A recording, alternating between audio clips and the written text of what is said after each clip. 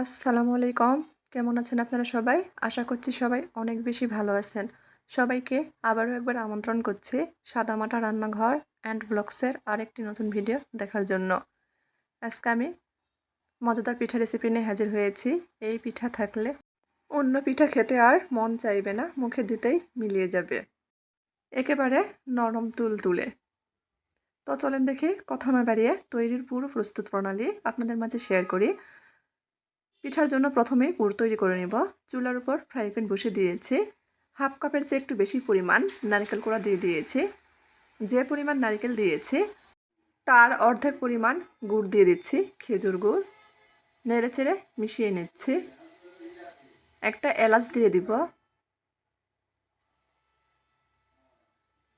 দিয়ে দিচ্ছি 1 থেকে 1.5 টেবিল চামচ মতো গুঁড়া দুধ। মিশিয়ে নিচ্ছি। গুড় থেকে পানি ছাড়বে, এই পানিটা খুব ভালোভাবে শুকিয়ে নিতে হবে।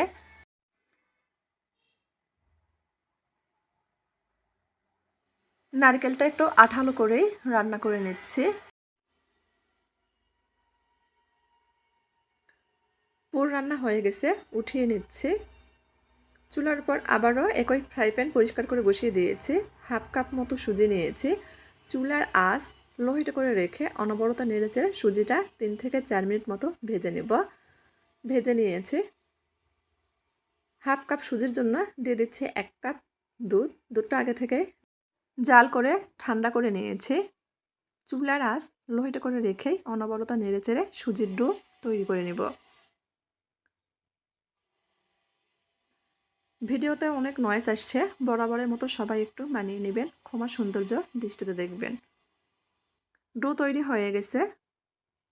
একটা বোলের মধ্যে উঠিয়ে নিচ্ছি। হালকা ঠান্ডা করে নেব। এই ফাঁকে চিনির শিরা তৈরি করব। চুলার পর একটা কড়াই বসিয়ে দিয়েছি। দিয়ে দিচ্ছি হাফ কাপ মতো চিনি। হাফ কাপ চিনির জন্য 1 কাপ পানি ব্যবহার করেছি। 2টা এলাচ দিয়ে দিচ্ছি। অপেক্ষা করছি চিনিটা গলে গিয়ে শিরার মধ্যে বলক আসা পর্যন্ত। এই শিরা কিন্তু পাতলা করে তৈরি করে নিতে হবে। শিরাটা গাঢ় করলে কিন্তু পিঠার মধ্যে রস ঢুকবে না। বলক চলে আসলে 1 মিনিট মতো ফুটিয়ে নিব। দেখেন খুব ভালোভাবে বলক চলে এসেছে। 1 মিনিট মতো ফুটিয়ে নিয়েছি। চিনির শিরা তৈরি। চুলা বন্ধ করে দিব, ঢেকে রেখে দিব। এদিকে সুজির ডোটা হালকা ঠান্ডা হয়ে গেছে। এখন হাফ চামচ মতো ঘি দিয়ে দিব। খুব ভালোভাবে ডোটা মুথে নেব। নরমালি আমরা যেভাবে রুটির ডো তৈরি করি ঠিক সেইভাবে মুথে ডো তৈরি করে নিতে হবে। আমি এই ডো তৈরি করার ক্ষেত্রে ঘি ব্যবহার করেছি, চাইলে তেল ব্যবহার করতে পারেন। ডো তৈরি করে নিয়েছি।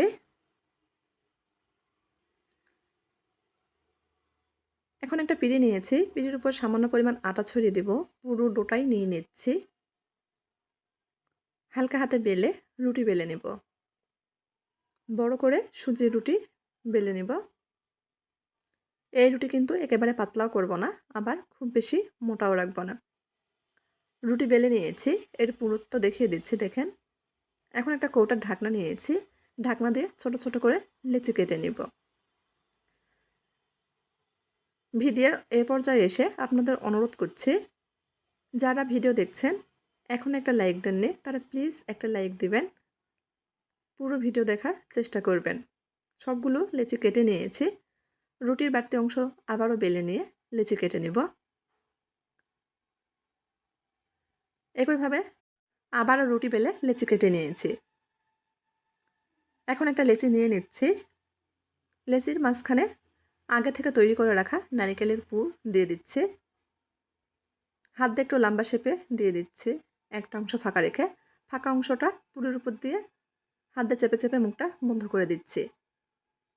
পুলি পিঠার শেপ দিয়ে নিচ্ছি। একটা পিঠা তৈরি হয়ে গেছে। এভাবে সবগুলো পিঠা তৈরি করে নেব।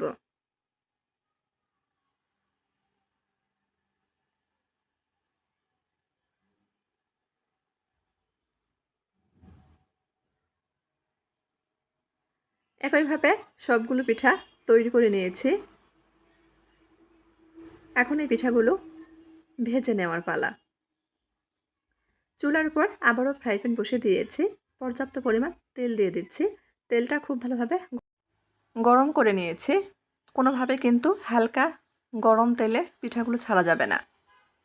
যেহেতু সুজি দিয়ে পিঠা তৈরি করেছি, তেল ভালোভাবে গরম না হলে পিঠাগুলো লেগে যেতে পারে। আমি একবারে সবগুলো পিঠা দিয়ে দিয়েছি। চুলার আঁচ মিডিয়ামের চেয়ে কমিয়ে রেখে একটু সময় নিয়ে পিঠাগুলো ভেজে নিব। একপাশে হালকা কালার চলে আসলে উল্টিয়ে দিব। এভাবে 2 থেকে 3 বার উল্টিয়ে পাল্টিয়ে পিঠাগুলো মুচমুচে করে সুন্দর কালার করে ভেজে নিব।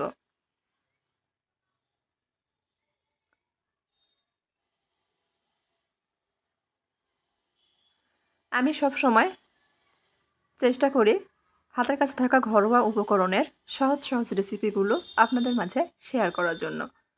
আমার এই সহজ রেসিপিগুলো যদি আপনাদের কাছে একটু ভালো লেগে থাকে, দয়া করে সবাই চ্যানেলটি সাবস্ক্রাইব করবেন, লাইক কমেন্ট শেয়ার করে নিয়মিত চ্যানেলের পাশেই থাকবেন। পিঠাগুলো ভাজা হয়ে গেছে, তেল ঝরিয়ে উঠিয়ে নিচ্ছি। এদিকে চিনির শিরাটা কিন্তু কুসুম গরম আছে, পিঠাগুলো গরম। কুসুম গরম শিরার মধ্যে গরম পিঠা দিয়ে দিচ্ছি। একটু নেড়ে চেড়ে উল্টে পাল্টিয়ে দিচ্ছে। শিরার মধ্যে 5 মিনিট মতো রেখে দিব। এই 5 মিনিটের মধ্যেই কিন্তু পিঠাগুলো পুরো শিরা খেয়ে রসে টইটুম্বুর হয়ে যাবে। ঢাকনাতে ঢেকে 5 মিনিটের জন্য রেখে দিচ্ছি। 5 মিনিট পর দেখেন পিঠাগুলো কিন্তু শিরা খেয়ে নিয়েছে। এখন পরিবেশন করে নিচ্ছে। আপনাদের কাছ থেকে দেখিয়ে দিচ্ছি, দেখেন কতটা নরম হয়েছে। একটা পিঠা কেটে শেয়ার করছি।